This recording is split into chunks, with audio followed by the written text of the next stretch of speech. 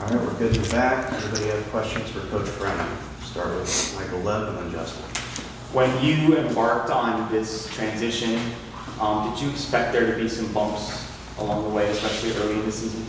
Always. It's football. There's always things that are complicated, especially when you have a transition. You know, lots of new pieces, new coaching staff, new way you go about business. I think that's not surprising to me at all. Justin? What do you think playing a full game did for Rhino, and how do you think that experience can help him out for this game? Well, I hope it's good. I hope it was a good thing. I think he's a young player that's learning on the fly. I think he's going to be a great player for us as he continues to grow and improve. He's incredibly conscientious. It's very, very important to him, and I'm excited to see his process. And when you're going against a defensive front that's as good and as talented as Utah's is, I think it's a great opportunity for him, and it's a great opportunity for him to continue on his journey. David? Coach, what do you kind of see as the differences between Isaac Wilson and Cam Rising? A decade of college football experience, I think, that's like, we always talk about that as coaches, that there's no substitute for live bullets. And, Cam has had so many opportunities in big games and big moments and big arenas and that part of it. But Wilson looks like a really good player, and he obviously handled that situation great last weekend, and that's as tough of an environment as you're going to have to play in at Oklahoma State. So, I think, whoever we end up playing against, we're going to be playing against a really good player. And their defensive end, I mean, it's finisher number 7. Mm-hmm. What makes them so disruptive down there? It's amazing having coached against Utah over the years. It seems like they've always got a bunch of guys in the defensive front that, give you fits, and he's just the next in a long line of just high quality players. I think the best thing they do defensively is that they just play hard, and I give Coach Whittingham and that staff just Morgan just a ton of respect for that, because they play their tails off, and then they combine that with talented players, and that's why they've had such effective defense for so long. Sure.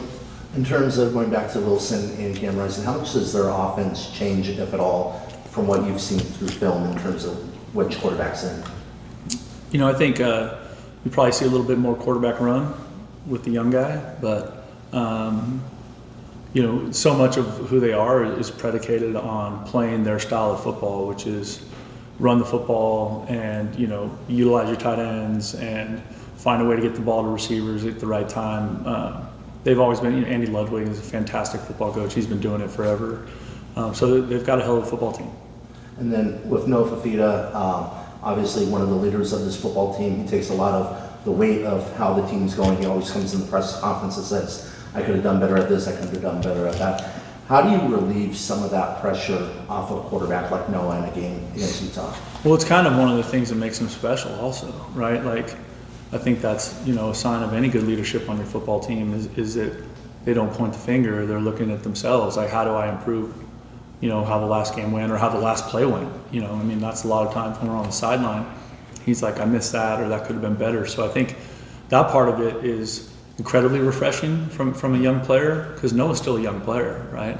And I think, so many young people now, or just people in general, are just quick to blame someone else for something going wrong. But it's awesome that he's one of those people that he knows the importance of the position he plays. He knows the importance of his role as the quarterback and the leader of our football team, and he's willing to shoulder that. Justin? Is there an update on Jacory Crossman-Merritt? There's not. What is holding up in the process? Is it NCAA? Is it appliance? It's NCAA. Which I think you knew the answer to that question before you asked it. Ryan? You've mentioned the need to fix some things in the punt game with the coverage and whatnot, but you've also used a different punter each game. Yep. What's the plan for this one, and what are some of the changes beyond that can be made to fix things? Well, I don't think I'm going to give you the game plan in here today, but we're going to play the guy that gives us the best chance to hit the ball with good timing and operation and cover it better. You know what I mean? And I think that part of it, when you give up a punt return for a touchdown, and you can see, because Utah's looking at the same thing. They're looking at the film also. So I think we've done a good job of addressing that all week, and I'm excited to see us play Saturday. Jason? Beyond just the execution of the offense, is this what you envisioned it to look like? Would you like to get more vertical?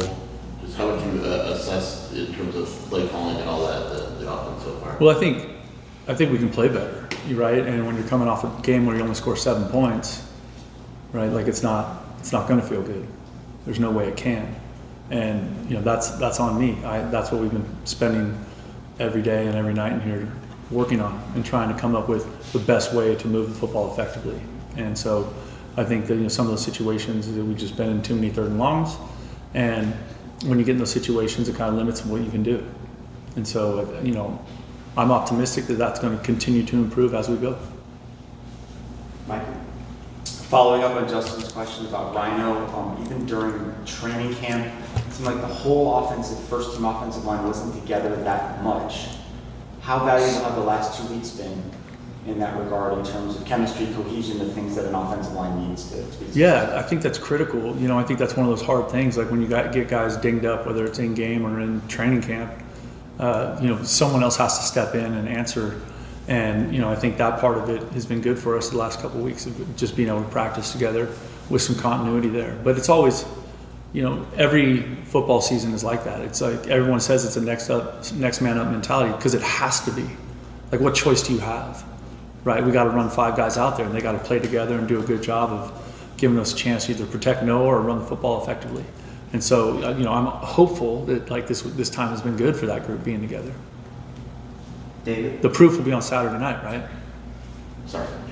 To kind of maybe follow on that, when you looked at the holding penalties in the Kansas State game, were there any consistencies that you saw to what guys were doing that are correctable right away? Yeah, I think one of those was on Wowo, who's a really good player, and he was out in space and he's blocking a guy that's a little bit smaller than him, and the guy made a move and he just got his hands outside the core, and those holding penalties are easy to see out there in space. And then with Rhino, that was just young player on a 6-year senior who's a good player, right? And so those are learning lessons for him in terms of his hand placement and his technique. And Coach Josh has been working tirelessly at that over the last couple of weeks to try and get that fixed. Justin? I know you're always going to do things your own way, but looking at Utah and what they've done under Kyle Whittingham, is there anything that you could take away from their program and maybe apply to Arizona? Well, I'm not sure Kyle's going to share those things with me. Like a lot of the things that I think you get from other head coaches is offline, and how they practice or how they handle whatever training camp or how they handle spring practice or the things they do, kind of big picture like team stuff. The things I've always admired about Coach Whittingham's teams is that they're always incredibly sound in every phase. They do a great job of playing team football, so offense, defense, special teams. And then they recruit to that, right? And then I think they're always the most physical team you play every year. I know I felt that way when I was in the Pac-12. I know it was a long time ago, and we played them once when we were in San Jose, but they're always one of the most physical teams that you play. Jason? Jacob Monumente Brown have played pretty much every snap at linebacker. Is that sustainable in your opinion? Would you like to see another guy step up, or how do you kind of approach that? That's a good question. I don't really think. I think if they're playing at a high level, then they get to keep playing. You know what I mean? I think that part of it is, both those guys are good players. Tay's young, but he's growing, and he's going to be a really good player for us. Sometimes when you're playing as a young player, we're talking about Rhino, we're talking about some of those other guys, right? There's going to be growing pains. There's going to be some tough moments out there. But really, for them and for our football team, just how do we respond to those tough moments and trying to help those young people grow up in the process so that they can make the plays when they need to. Last question to Michael. What do you hope to see or maybe expect to see out of your team overall on Saturday night? I think the biggest thing is that we know we're going into a hostile environment. I want to see us handle the moment and play clean football, and which is hard because against this team, they're a team that frustrates you because of how they play. Right, there's going to be a lost yardage play, and we just have to line up and play the next play. There's going to be whatever it is, right? It's football. Like no football, there's never been a perfect football game played, and I think that's something that we have to continue to like understand and grow from and play the next play. It doesn't matter what happened on the last play. You can't fix it. It's gone. So what are you doing right now? And so I'm optimistic that we will play clean, good football. And that sounds simple, but I don't think we've done that in all three phases yet. And that's what we're striving to do.